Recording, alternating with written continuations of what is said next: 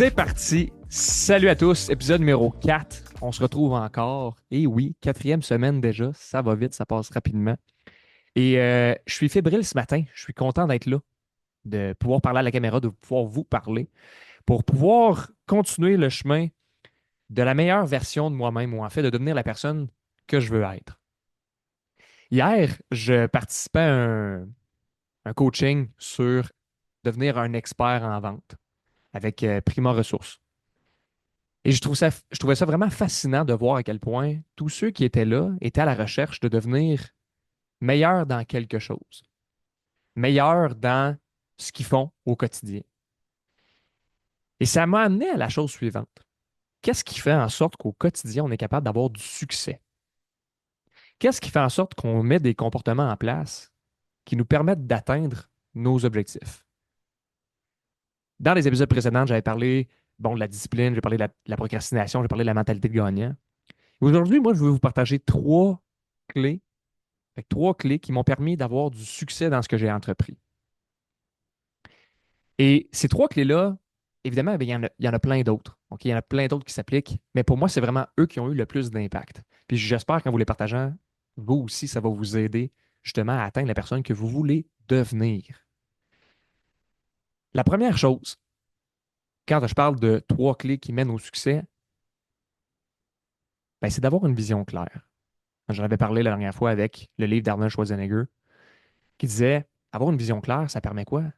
Ça permet d'avoir un objectif à atteindre. Ça permet de me rendre là. C'est bien beau tout ça, mais comment je fais pour avoir une vision claire? Imaginez si vous fermez les yeux que vous aviez une baguette magique et que ce n'était pas une question d'argent.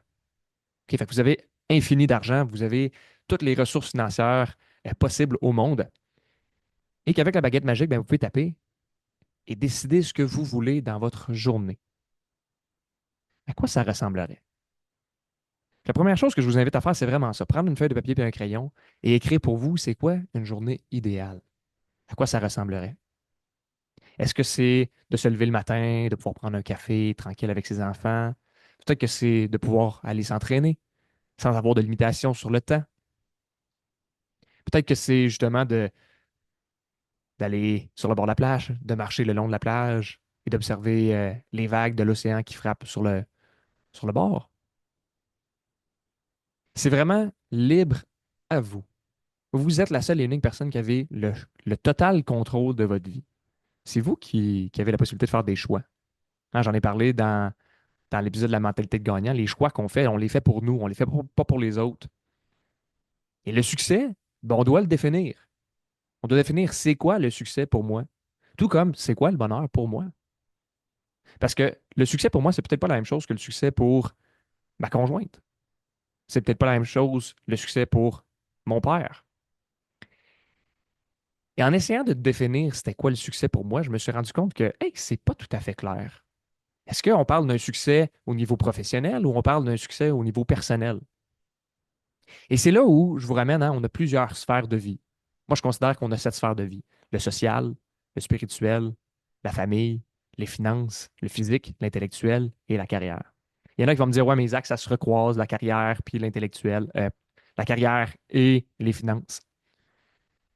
Puis en passant, l'intellectuel aussi se retrouve là-dedans, dans le sens où si vous êtes capable d'apprendre davantage, ben, c'est peut-être en lien avec votre travail. Mais c'est pas ça l'important. L'important, c'est que ce soit bon pour vous, c'est que ça vous parle. C'est que vous soyez capable de dire, ah ouais, tu sais quoi, moi, le spirituel, ça me parle moins, mais c'est vrai que le social, c'est super important pour moi. OK, ben c'est quoi le succès social? C'est quoi pour moi une vie qui a du succès dans ma sphère sociale? C'est quoi maintenant au niveau des finances? C'est quoi le succès pour moi au niveau financier? Il y en a que ça va être peut-être d'avoir 100 000 dans leur compte en banque. Il y en a que ça va peut-être d'avoir 1 million, 1 milliard. Je ne sais pas, ça vous appartient. Et à force de faire l'exercice, je me suis rendu compte que le succès pour moi, c'était pas quelque chose qui était lié à l'argent.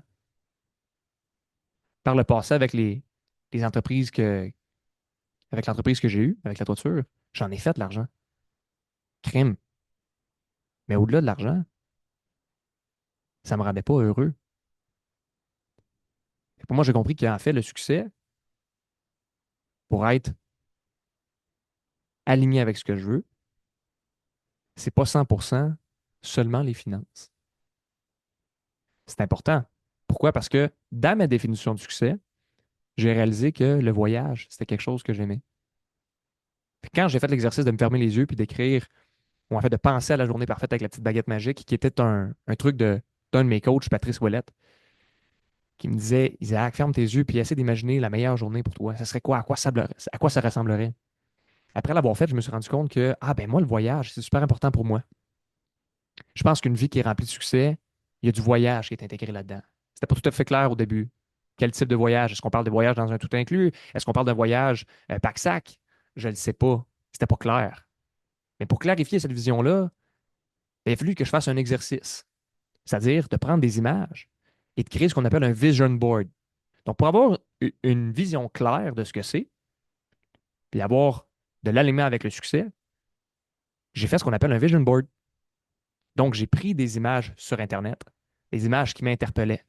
Ah, wow, ce paysage-là, je trouve que c'est donc bien beau. Je l'ai mis sur mon vision board.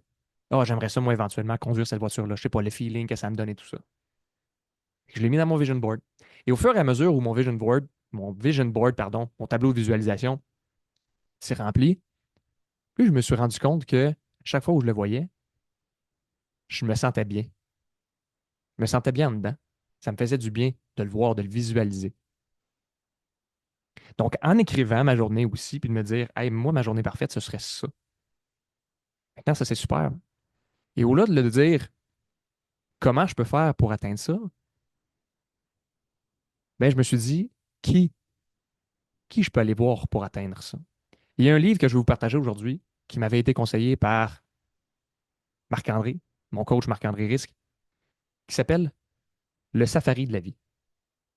Le Safari de la vie par John P. Strelicky. Cet homme-là a voyagé partout à travers le monde et c'est l'histoire de jeune Jack qui s'en va en Afrique faire un voyage extraordinaire. Et je vous invite vraiment à l'acheter puis à le lire. C'est un livre de 165 pages. Ça se lit super rapidement, super bien. Et ça m'a permis de remettre des choses en perspective, de me questionner. C'est quoi mes rêves? C'est quoi mes grands rêves? Qu'est-ce que je voudrais vraiment accomplir? Si demain matin, j'avais à mourir, on appelle la motivation par la mort, si demain matin, j'avais à mourir, est-ce que je pourrais regarder en arrière de moi et me dire, hey, c'est quoi? J'ai eu une vie remplie de succès. J'ai atteint les objectifs que je m'étais fixés dans les différentes sphères de ma vie et j'ai eu du succès et je suis fier de ce que j'ai accompli. Et dans ce livre-là, il y a plein de belles leçons, plein de questionnements qui pourraient peut-être vous questionner, en fait, de vous remettre en question sur le quotidien. Pourquoi est-ce que je me lève à tous les matins puis je vais travailler? Ben, pour faire de l'argent. OK, mais pourquoi faire de l'argent? Ben, pour acheter des choses. OK, mais pourquoi pour acheter des choses? Et là, on se rend compte qu'à un moment donné, on tombe dans cette boucle-là, ce cercle vicieux-là qui nous amène dans la consommation excessive. J'ai besoin d'avoir ci, j'ai besoin d'avoir ça. On se crée des besoins qui sont futiles, qui ne sont pas alignés avec réellement ce qu'on veut. Puis je vous invite à le faire. C'est quoi la dernière chose que vous avez achetée? Puis en aviez-vous vraiment besoin? Il y avait un autre livre de Pierre-Yves McSwain qui disait, en as-tu vraiment besoin? Livre que j'ai trouvé quand même intéressant. Est-ce que ce que je consomme au quotidien, ça m'amène vers le succès ou ça m'en éloigne? Fait que le vision board, ça m'a permis de commencer à clarifier la vision sur c'est quoi le succès, où est-ce que je veux me rendre, puis qu'est-ce que je veux accomplir. Et le deuxième point, c'était ben, la manifestation. Là, il y a des personnes qui vont me dire, ah, Isaac, la manifestation, c'est de la merde, ça marche pas, ça fonctionne pas. J'ai un petit livre, un petit carnet en fait, dans lequel j'écris. Et j'écris à tous les jours sur ce que je veux. Et la manifestation, c'est pas juste de dire, ah ben, moi, je veux une Mercedes. Fait que j'écris que je veux une Mercedes. C'est pas ça. La manifestation, c'est quoi? C'est de dire réellement qu'est-ce qu'on veut. Et si c'est ça votre objectif, d'avoir une Mercedes, pas de problème. Allez-y pour ça. Mais quand vous allez l'écrire au quotidien, je veux une Mercedes, je veux une Mercedes, et à tous les jours, ça va revenir. À un moment donné, il y a des opportunités qui vont s'ouvrir à vous. Et là, vous allez commencer à prendre votre inconscient et le ramener à votre conscient. Ce qui fait que quand vous allez voir une annonce sur Internet, vous allez dire, ah, c'est crème, c'est une Mercedes. C'est intéressant, ça. Je vais aller voir. Et là, vous regardez. Ah, ben, je me rends compte que je n'ai pas les moyens financiers pour me l'acheter parce que c'est trop cher. qu'est-ce que je vais mettre en place pour pouvoir l'accomplir? Et qu'est-ce que ça va me procurer d'aller acheter cette Mercedes-là? Fait que peut-être qu'il y a des choses qui vont se clarifier aussi. Peut-être qu'il y a des choses que vous allez dire, ouais, ben finalement, c'est pas vraiment ça que je veux. Peut-être que ce que je veux, ça se retrouve pas dans un bien matériel. Peut-être que ce que je veux, c'est être heureux. Peut-être que ce que je veux, c'est passer du temps de qualité avec mes parents. Peut-être que ce que je veux, ça n'a rien à voir avec le matériel. Et si ça a rapport avec le matériel, parce que c'est un bien que vous avez et que vous voulez vous permettre, vous gâter de votre côté, c'est important de se gâter, une fois que nos besoins de base sont comblés, qu'est-ce que je peux mettre en place pour atteindre ça? Je vois que les paiements, c'est 1000 pièces par mois. Comment je peux faire pour faire travailler mon argent pour moi pour réussir à générer 1000 pièces par mois? Là, il y en a qui vont me dire, ouais, mais non, mais Isaac, moi, oublie ça, là, regarde le salaire que je fais, hein, j'ai la maison, j'ai les enfants, j'ai ci, j'ai ça. Puis là, tout d'un coup, on se met à regarder qu'est-ce qu'on a. Quelles sont les choses qu'on achète au quotidien qui nous empêchent d'atteindre réellement ce qu'on veut? Donc, comme je vous dis, avoir un vision board, la première chose. Deuxième chose, l'écriture par la manifestation. Fait que manifester qu'est-ce que vous voulez. Il y a plein de livres qui sont sur ça. Il y a un petit livre que je vous présente qui est juste ici. Fait que Anything You Want, OK? De Derek Sever. Ce que vous voulez réellement, il y a des personnes dans votre entourage, ou peut-être pas dans votre entourage, mais des personnes que vous pouvez joindre qui ont réussi qu'est-ce que vous voulez entreprendre. Et en communiquant avec eux, avec les qui de votre entourage, vous allez pouvoir accomplir beaucoup plus rapidement ce que vous voulez plutôt qu'en le faisant par vous-même. Donc, clarifiez votre vision. C'est quoi pour moi le succès? Et qu'est-ce que je veux réellement qui arrive dans mon quotidien? Moi, je vous ai parlé du voyage. Plus ma vision se clarifie, plus je me dis, moi, j'aimerais ça travailler en voyage. J'aimerais ça pouvoir voyager à travers le monde puis continuer à travailler. Donc, dans cette optique-là, je me suis dit, l'entreprise de toiture, je ne peux pas faire ça à distance. Je vais m'en départir parce que ce n'est pas ce qui me rend heureux. La consultation, ça, je peux faire ça à distance. Ça me prend un laptop, mon écran d'ordi, un bon micro, une bonne caméra, puis that's it, that's all, je suis parti. Fait que tranquillement, pas vite, j'ai mis les choses en place pour réussir à atteindre une partie du succès que je voulais. Le deuxième point, qui fait partie des trois grandes clés pour le succès, selon moi, c'est le passage à l'action. On en a parlé, hein? L'espèce de petit triangle qu'on a. J'ai quelque chose à faire. La première action, c'est quoi qui doit être fait. Le deuxième, c'est le désir. Hey, j'ai pas le goût, Isaac. J'ai pas le goût d'aller m'entraîner. Hey, Isaac, sérieusement, là, j'ai comme une heure de job à faire supplémentaire. Ça me tente pas. Ça me c'est lourd. Je retournerai à la maison ou je sortirais. Hey, à soir, c'est jeudi. Ouais, c'est jeudi. J'ai reçu ma paye. Là, j'aimerais ça sortir et aller prendre une bière au bar avec mes amis. Vous avez le droit. Mais est-ce que ce choix-là d'aller prendre une bière au bar avec votre ami, ça va vous rapprocher de ce que vous voulez réellement? Fait que le désir, le goût, j'ai pas le goût ou j'ai le goût. Puis après ça, ben, le passage à l'action, c'est-à-dire exécuter ce qui doit être fait. Et dans une des masterclass que j'ai assisté de Patrice Ouellette, mon coach, qui lui a fait ce que moi je désire faire, c'est-à-dire pouvoir voyager à travers le monde, pouvoir justement travailler à distance, je me suis dit, qui de mieux que cet homme-là pour me montrer le chemin? Fait qu'évidemment, j'ai communiqué avec Patrice, on s'est rencontrés, et ainsi de suite. Et là, Patrice m'aide à accomplir ce que je veux réellement. C'est mon mentor. Et dans sa masterclass, il parlait justement du fait que ben, les Navy SEAL, pourquoi ils sont aussi efficaces que ça? C'est parce qu'ils skippent le deuxième point. J'ai-tu le goût ou j'ai pas le goût? On s'en fout que tu aies le goût, honnêtement.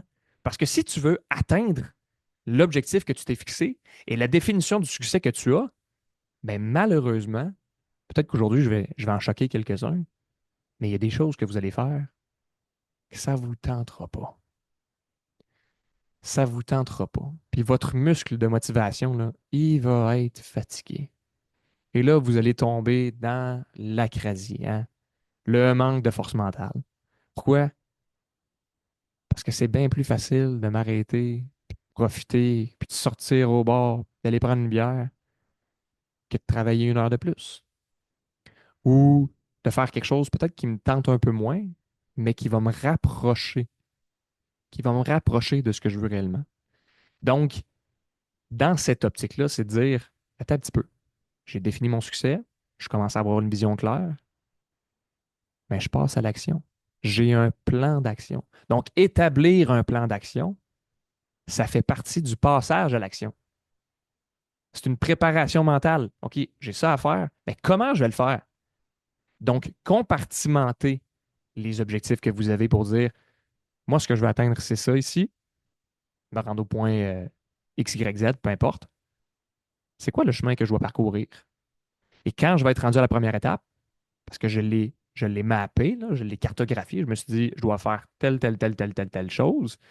Et mon mentor, slash mon coach, slash la personne, mon qui va m'aider à accomplir ce que je veux, m'a dit, mais regarde, Isaac, moi j'ai fait ça, et ça a fonctionné.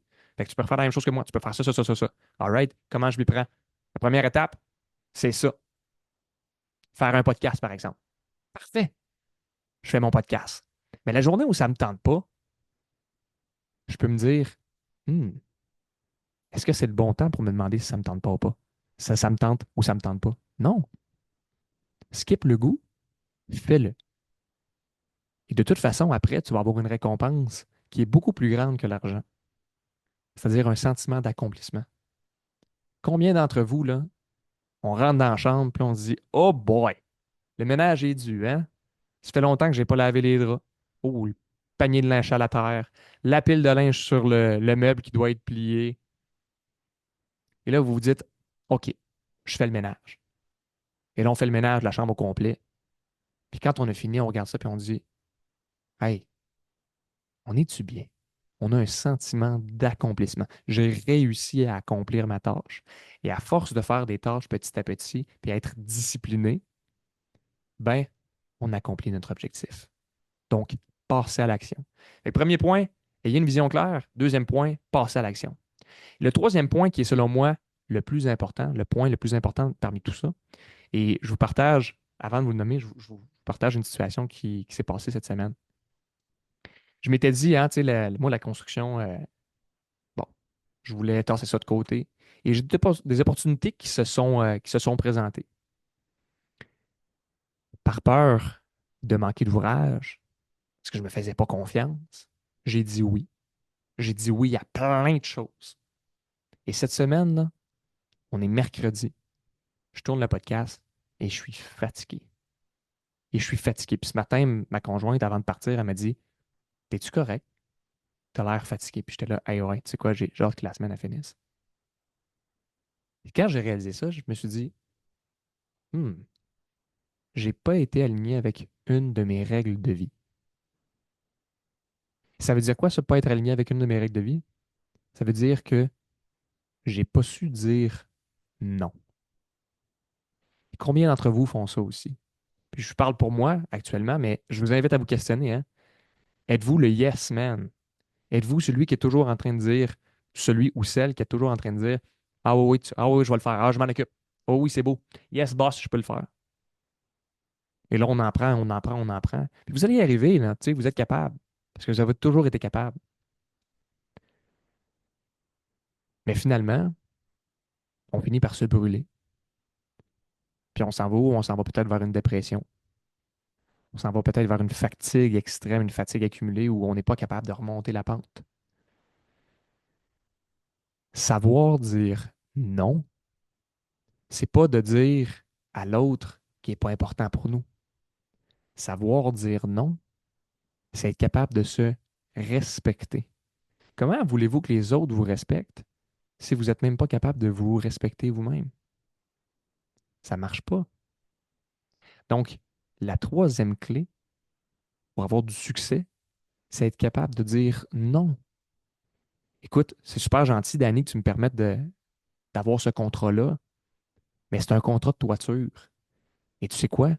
C'est pas aligné avec ce que je veux réellement. Parce que j'ai défini que dans mon succès, pour moi, c'était de voyager et d'être libre, physiquement parlant, de ne pas avoir un point d'attache. Mais là, si je prends ce contrat-là, ben, ça fait en sorte que je suis obligé d'être ici. Je vais être obligé de planifier l'ouvrage pour être ici au Québec à telle date. Parce que c'est le seul moment où toi, t'as. Puis pour moi, dans ma définition du succès, c'est de pouvoir prendre mon ordinateur demain matin puis de dire je book un billet pour aller en Europe, en Afrique, peu importe, et je pars. Parce que c'est ça pour moi le succès. Et de dire oui, ça serait de ne pas me respecter.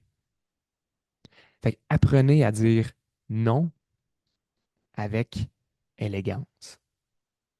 Apprenez à dire non pour vous respecter. Apprenez à dire non pour atteindre le succès que vous voulez réellement. Donc aujourd'hui, c'est vraiment les trois grandes clés que je voulais vous partager. Ayez une vision claire, passez à l'action et apprenez à dire non. Et apprendre à dire non, ça ne se fait pas du jour au lendemain. Vous devez être doux avec vous-même. Regarde, c'est la première fois que je m'y prends. Je ne sais pas si je vais bien faire ça, mais je te dis non. Je te dis non, boss, je pense pas être la meilleure personne pour accomplir cette tâche-là. Puis en plus de ça, ben, ça va pas me permettre d'être à 100% dans les autres dossiers que tu m'as déjà donnés. Fait que je vais te dire non. Là, on peut penser, le boss va être fâché. Non, non, non, le boss sera pas fâché. Le boss va dire, hey, tu sais quoi? Crime, merci Pierre. Merci Nathalie de me l'avoir mentionné parce que tu vois, j'avais pas vu les autres dossiers que tu avais. Je j'avais pas ça en tête. Puis je te remercie d'être soucieux de la qualité du travail que tu fais. Ça va me permettre de le redonner à quelqu'un d'autre. Il y a peut-être des choses qui vont changer parce qu'on va vous voir comme étant la personne qui est capable de dire non. On ne vous verra pas comme la personne qui peut se faire encombrer de tous les dossiers qu'on ne veut pas. Donc, j'espère que ce podcast-là vous a parlé et que vous allez pouvoir réussir peut-être à définir dans les prochaines semaines c'est quoi pour vous le succès. Si vous avez des commentaires, si vous avez des questions, je vous invite évidemment à les partager. Vous pouvez toujours m'écrire à Isaac, ISAAC, à commercial solo, SOLOH.ca. Ça me fait plaisir de prendre vos commentaires. Encore une fois, comme je vous l'ai dit, je suis dans un chemin pour m'améliorer. Je le marche avec vous autres. Je suis super content. Ça me permet de devenir de plus en plus à l'aise. Donc, n'hésitez pas. Vous pouvez vous abonner à la chaîne YouTube. Ça me fait vraiment plaisir. Je vous souhaite une super belle journée et on se revoit dans un prochain épisode. Ciao.